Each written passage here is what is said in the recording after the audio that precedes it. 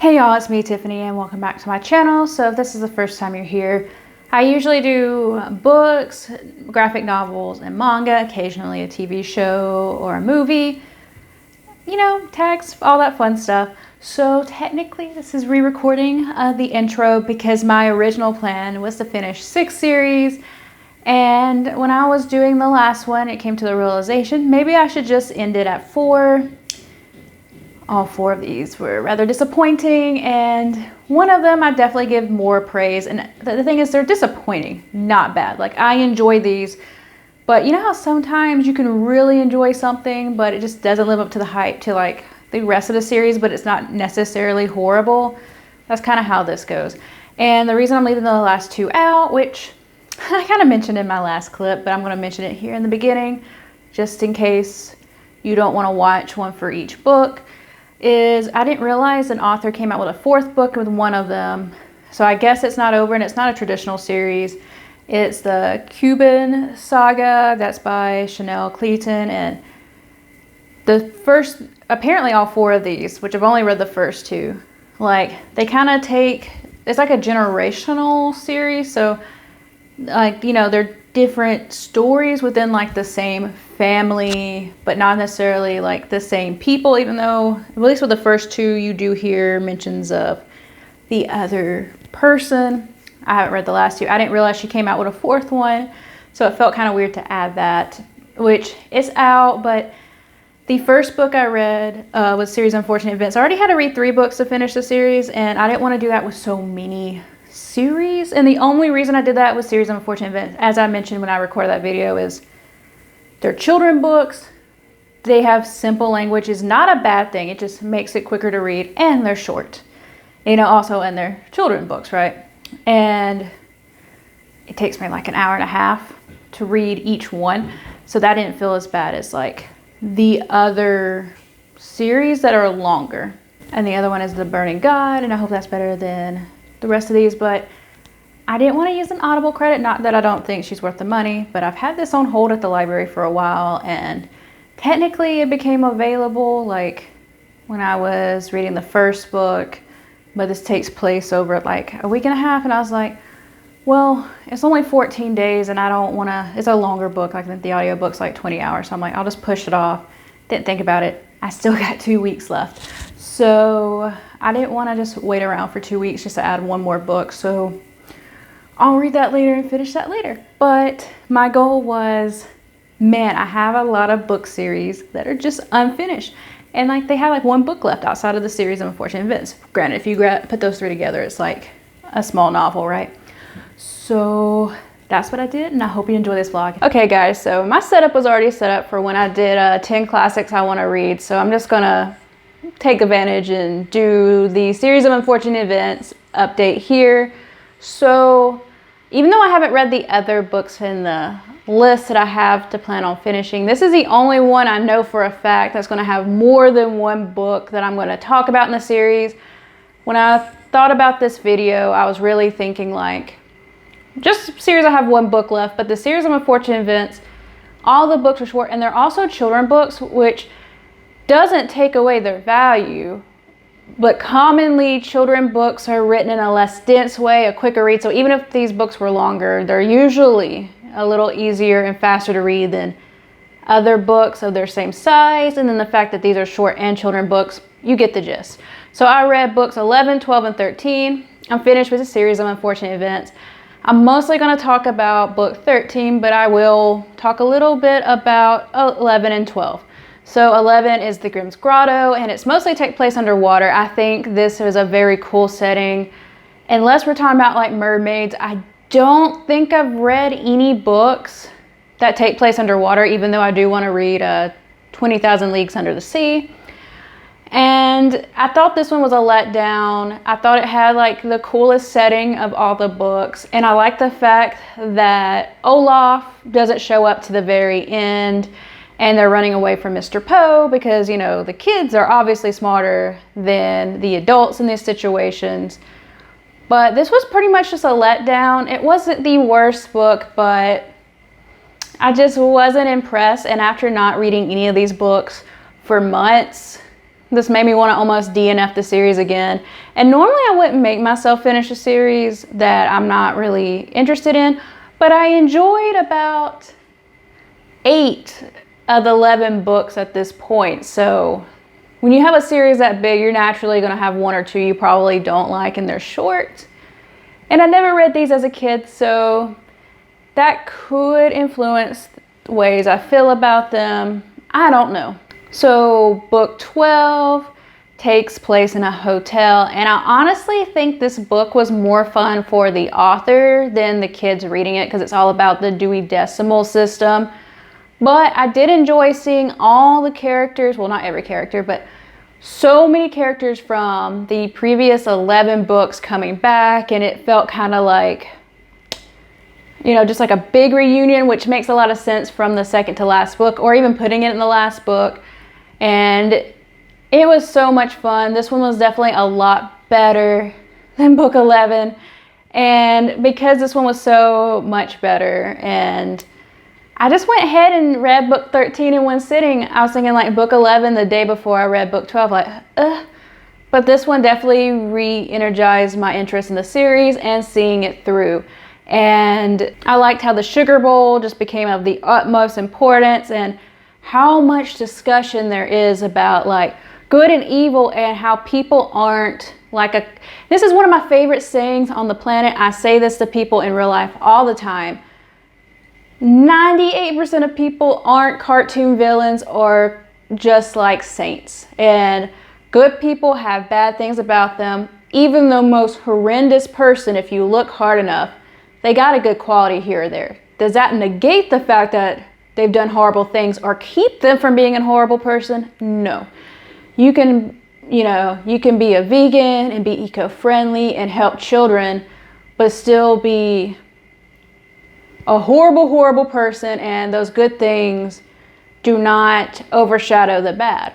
But in a children's book, this is a great conversation to have, because everybody, especially like in this, just in this society's, like everything's got to be one way or the other, when there is so much nuance and so much gray area and so many things. And I love the fact that this was basically discussed in a children's book. And I wish more people, like, you know, it's crazy when you bring this up to people, they're like, yeah, that makes sense. Yeah, we know this.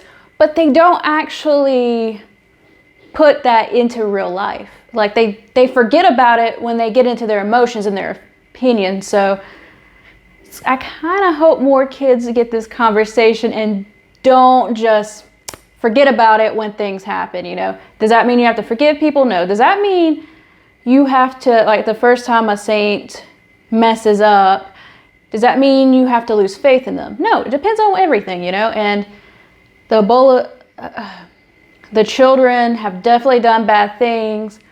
All off, you know, there's some stuff that you may not have seen before. And I just love this conversation. This is why probably this is my favorite book, even though I don't think kids would care about the Dewey Decimal System. I didn't care about that. But that conversation, which goes a little bit into book 13, made this book my favorite. So book 13, the finale, the reason why it's in this video, because I finally finished the series. I started the series in 2020, I believe, or if it was 2019, it was like December, I don't remember. But I read most of them in 2020. I read to book 8 or 9, I think, in 2020. And this one was a little bit of a letdown. It's hard to find series with satisfying endings, and I understand this, but this was a little too open-ended for my taste. And I'm not saying children's books have to follow a set formula, even though the series of unfortunate events definitely has a formula in it. It's a children's book. It's to be expected. And also, anything that's going to be part of a series, whether it's video games, books, whatever, there has to be something that connects them, right? You don't find out anything about the sugar bowl. You don't find anything about half the puzzles or half the reasons why things happened in this series, and that kind of annoys me. And the kids and Olaf are kind of stuck on an island. And it's kind of like, just because you stop reading here does not mean the story's over. the story didn't even really begin where you picked up, like, and I get where the metaphor is coming from, like, you don't know the full gist of most things. You don't, yeah, I mean, like, I guess with some historical stuff, you can find a start, the end, and all that. But with most people and most people's lives and their journeys, you usually just get a snippet. And I think that's what this story was trying to tell. Well, I don't mind some stuff being open-ended, especially in a kid's book. I kind of wish it was a little bit more concise, especially when there's 13 books. 13 books is a lot of books for things to be unresolved. And I will say I do like Count Olaf a lot in this book. Like, everybody sees through his disguise, but he's like, no, you're not going to tell me anything. I am seeing this disguise through to the end. And he's trying to be king. And that just made me laugh. Like, at this point, we all know it's you, bud, but, you know, if you ain't giving up, I guess you ain't giving up. And I kind of have to respect that, you know. Sometimes when people act a little and stubborn, you kind of have to appreciate it. They're sticking to their guns, and, you know. But overall, do I think this is a series that adults could enjoy? Yes.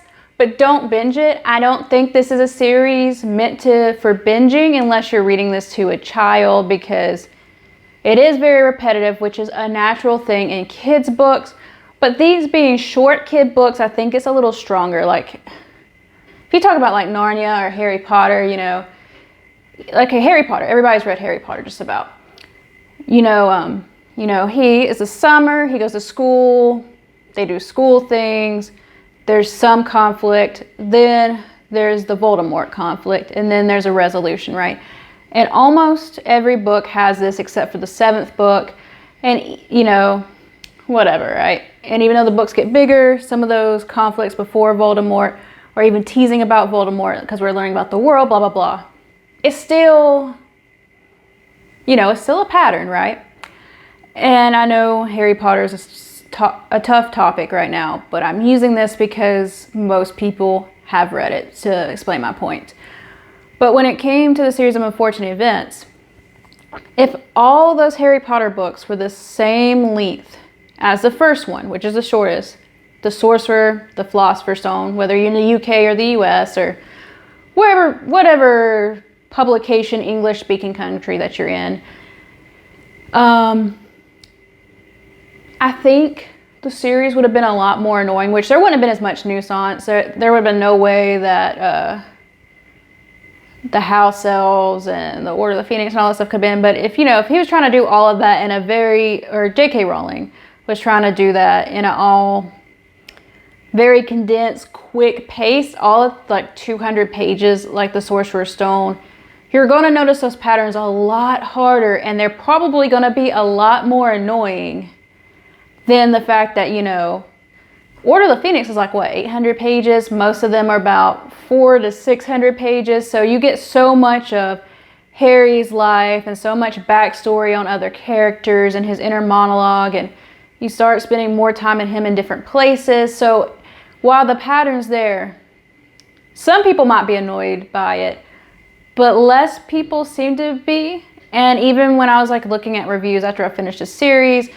of unfortunate events definitely have more of this complaint, and I just think it's because it's so concise and so short.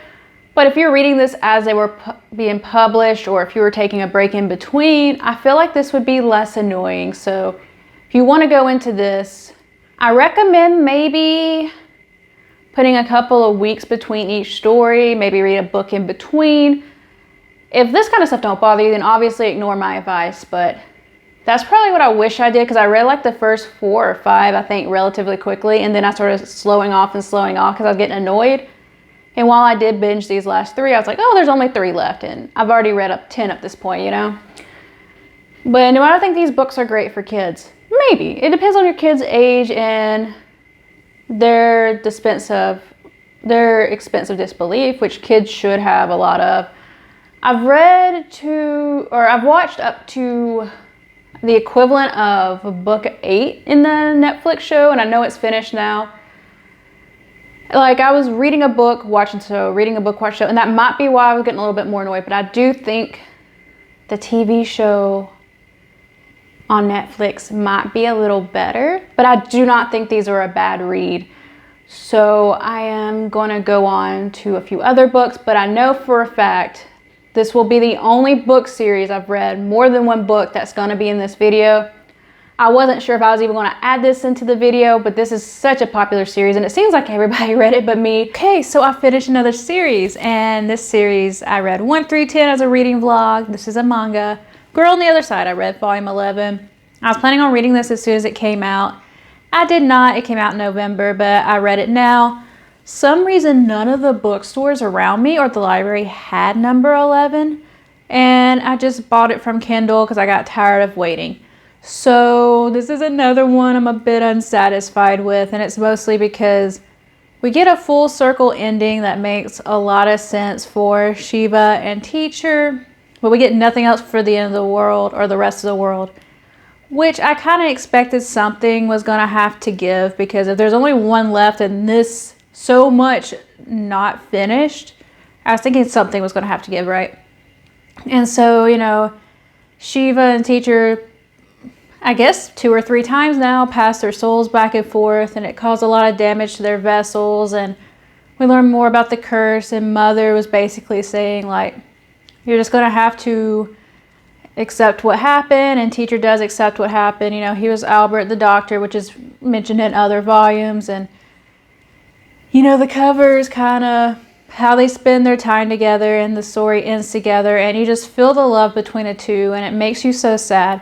But it makes me annoyed that, like, we just got their story and nothing with the rest of the world, especially when it took a while to even get information on the rest of the world. But I get that, you know, it's supposed to be an isolated thing and not the whole world thing, but you know, something just makes me want more. And I guess after reading Series Unfortunate Events and so much is left unsaid, at least Shiva and Teacher's stories ended instead of just, you know, the story keeps going, but the world keeps going. So yeah, that was a little disappointing, and I don't have as much to say because if you've read this series or you saw my reading vlog, it's not very dialogue heavy. It's kind of dark, but it's a beautiful, beautiful manga, and I do recommend you read it, even if the ending's a little unsatisfactory. If you can find it cheap or read it online, like if you get it on Kindle, it's like $7 to $8, depending on the volume, like at least US dollars. I definitely think it's worth the read, and the art style is amazing. And you know, and I guess it just doesn't pick up in popularity, which, you know, but I was surprised to see the first couple of volumes displayed on bookstores. If they weren't gonna get the last volume, but they have 1 through 10 in stores, and same with my library, and you know, maybe the attention died off. I'm not sure, but I did enjoy this series more than Secret of Unfortunate Events, but it's 2 endings in a row that I'm unsatisfied with, and maybe that's why it's hard for me to end series. I don't know, because I can think of a lot that I'm not like, I don't hate the ending, but I'm not super happy. So the next ones are going to take a little longer, and I guess I'll come back when I read those. You know, this was quick. It's probably going to be the quickest one out of all of them. Okay, so I read the 3rd series that I finished, The Rise of the Magic. This is part of the Chronicle of the One series by Nora Roberts. This is the first Nora Roberts series that I read. I have not read any of her other books at all, standalones, whatever. And I don't know why, but every time I saw the cover for the one, it caught my attention, but I never clicked on it. I always thought Nora Roberts were kind of just like a pulp writer. Like, she has like 250 billion books, right? So I kind of just thought, you know, she's kind of a gimmick writer. But I really enjoyed this trilogy. But I've mentioned this in a few other videos. I had a dilemma about finishing it because I read the first 2 books rather quickly, and my dilemma was this. I used Scribd during the beginning of the pandemic, and I had no idea. I listened to the first 2 books on abridged, and the 3rd book wasn't on there, so I went on Audible. I was like, man, this is like a little more than double the length. And then I looked, and I was like, what? You know? And because I like never touched the book in person. I've only seen like the trade back of the first one, and I was like, oh, I read the abridged version of the first 2. What do I want to do about the 3rd book? And it just made me mad for a while because I didn't want to reread the first 2 books. And I was just... So I just read the abridged of the third because the way Reddit made it sound was they cut the same kind of stuff out, and while I probably wouldn't be confused and I would be okay if I went and read the full third one, I just like, you know what, I'll just finish it out in the same way as the other 2.